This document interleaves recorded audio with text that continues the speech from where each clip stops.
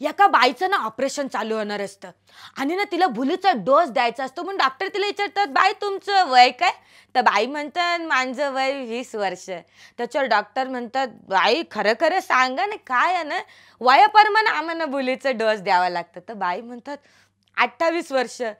बघा बाई खरं सांगा, नाही तर कधी कधी डोसचा उलटा परिणाम पण होऊ शकतो.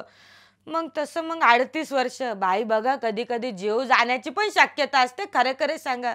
मग ती बाई वरडून सांगते, अरे बाबा माझं खरं वय 49 वर्ष. आता या हॉस्पिटलमध्ये माझा जीव गेला तरी 72, पण यापेक्षा जास्त वय नाही सांगणार मी ने. असं आहे बायकांचं, खरं वय कधीच सांगत नाही. एकदा एक आगरी पोरगा युकेला गेला इंग्लिश शिकायला. एका वर्षानं तो भारतात परत आला आणि एका महिन्यानं त्याला एक फोन आला. हॅलो, काय रे बाल, कुठेस तू? तुझा काही फोन नाही, पत्ता नाही. त्याच्यावर तो आगरी पोरगा बोलतो, कोण बोलतोय रे? त्याच्यावर तो समोरचा माणूस बोलतो, अरे बाला, देव का तर तुला पोकल बांबूचे फटके. मी तुझा इंग्लिशचा ट्रेनर अँडरसन बोलतो. निबंध लिवा. मीने नवरा का झायलो किंवा मीने बायको का झायले. इस गुण. त्याच्या नवऱ्याचं उत्तर, अंगात मस्ती, दुसरं काय? इस पैकी इस गुण. आणि त्याच्या बायकोचं उत्तर, तीच उतरवण्यासाठी इस पैकी 40 गुण. मास्तर बंड्याला विचारतात, कर्मण्यवादी कारस्ते मा फलेषु कदाचन याचा अर्थ सांग. बंड्या म्हणतो, कर्मच नसल्यामुळे राधिका रस्त्यावर फिरत असते, कदाचित तिला फल घ्यायची असतील. मास्तर कोमात. मास्तर बंड्याला विचारतात, बहुनिमे व्यतीतानी जन्मानी तव 4 जून याचा अर्थ सांग. त्याच्यावर बंड्या म्हणतो, माझे अनेक जन्म झालेत पण तुझा जन्म 4 जूनला झाला. गुरुजी बंड्याला विचारतात, बंड्या मना सांग, त्वया चापी मम चापी याचा अर्थ क. त्याच्यावर बंड्या म्हणतो, हे पार्थ, तू चापी मग मी चापी तो. लोक बोलतात, एकदा दारू प्यायली की सारखी दारू प्यायची सवय लागते. एकदम चूक. आम्ही लहानपणापासून अभ्यास करतोय, आम्हाला लागली आहे सवय. एकदा एक साधू भिक्षा मागायला एका बिल्डिंग मध्ये गेला. एका बाईनं अर्धाच असा दरवाजा उघडला ना भिक्षा द्यायला हात पुरं केला.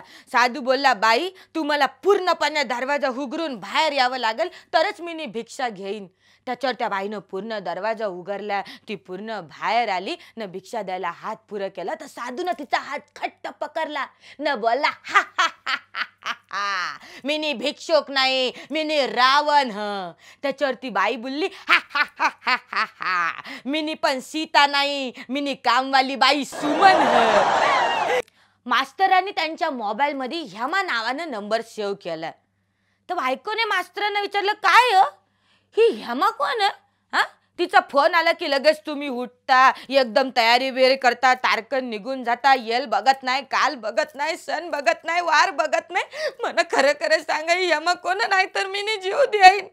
त्याच्यावर मास्तर म्हणतात, अगं हालू बोल ये रे, ही हेमा म्हणजे कोण? बाई नाही, ही हेमा म्हणजे हेअर मास्तर हाय. बायको लागेल बेशुद्ध. रामभाऊंच्या बायकोचा 35वा वाढदिवस होता. पण काय झालं, नेमके रामभाऊ बाहेरगावी गेले होते, म्हणून त्यांनी आपल्या बायकोसाठी 25 फुलांचा गुच्छ बुक केला आणि आपल्या घरी पाठवून दिला. आणि त्याच्यावर एक गुलाबी पत्र पण लिहून पाठवलं, बायको तू जेवढ्या वयाची दिसतेस ना तेवढ्या फुलांचा मी तुला गुच्छ पाठवलाय. पण तुम्हाला गंमत सांगू का, फुलवाल्याकडे त्या दिवशी नेमकी एकावर एक फ्रीची स्कीम चालू होती. रामभाऊन आजपर्यंत कळलं नाही त्यांचा दिवस नेमका कशामुळे झालाय. तुम्हाला कळलं ना? मस्त पैकी लग्नाची वारात चालू होती, सगळे मस्त नाचत होते. सासूबाईंना प्रश्न पडला. सासूबाई जावई बापूंना विचारतात, काय हो जावई बापू, सगळे असे येऱ्यासारखे आनंदात असे का नाचतात? त्याच्यावर जावई बापू म्हणाले, काय नाही सासूबाई, त्यांना आम्ही सांगितलंय की हुंड्याच्या पैशातनं सगळ्यांची उधारी दिली.